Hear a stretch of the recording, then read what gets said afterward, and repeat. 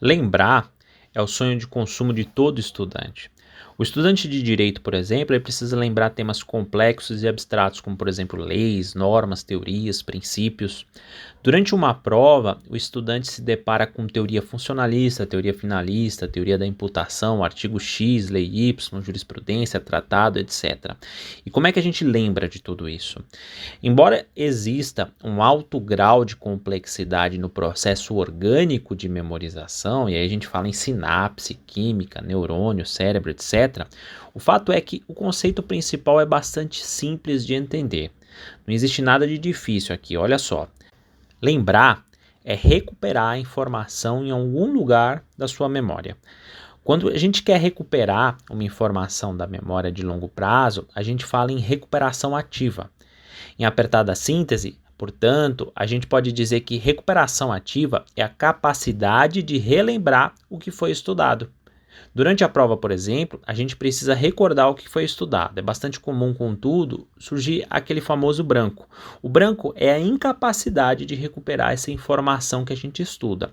Mas o que será que acontece? Se você estudou, por que você não lembra da informação quando mais precisa? E a principal, como é que a gente potencializa, como é que a gente turbina essa recuperação ativa?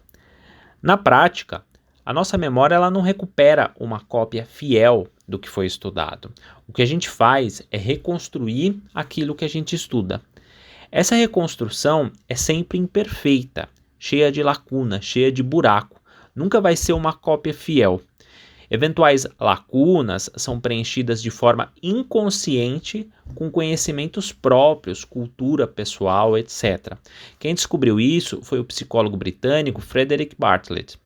A gente já falou bastante sobre isso no vídeo O Erro da Curva do Esquecimento. Eu recomendo que você assista ao final desse vídeo para se aprofundar nesse tema. O fato é que, ao recordar, ao recuperar uma lembrança, uma informação, a gente não traz uma cópia fiel daquilo, mas sim uma reconstrução pessoal daquilo que a gente estudou, daquela aula que a gente viu.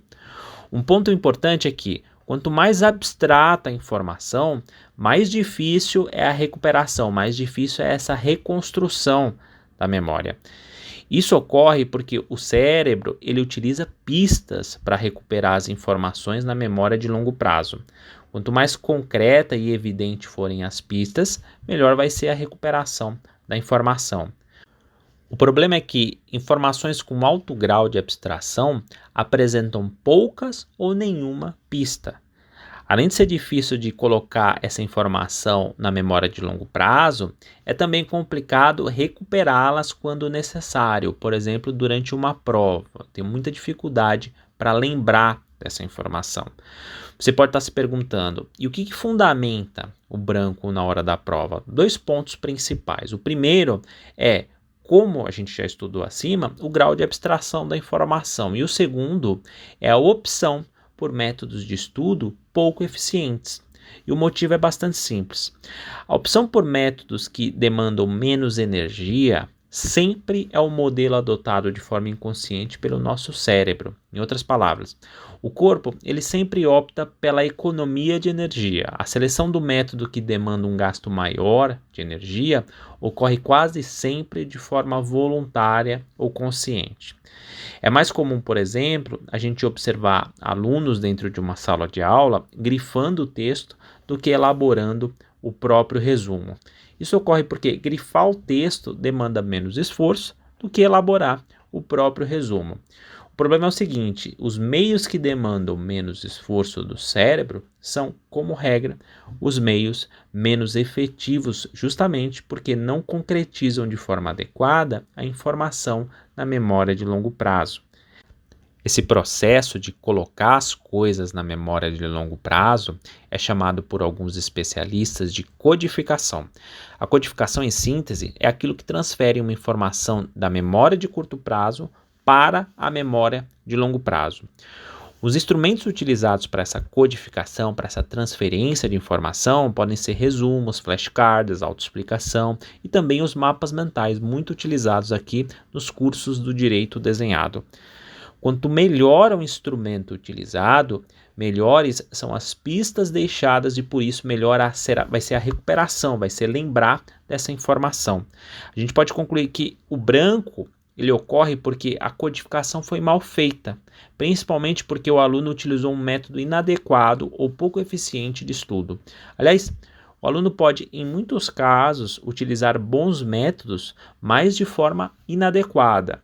Sobre o tema, eu recomendo que você assista o nosso vídeo Mapas Mentais Não Funcionam. Lá você vai entender por que mapas mentais não funcionam para a maioria dos alunos, não são todos, mas para a maioria acaba não funcionando justamente porque utilizam de forma inadequada.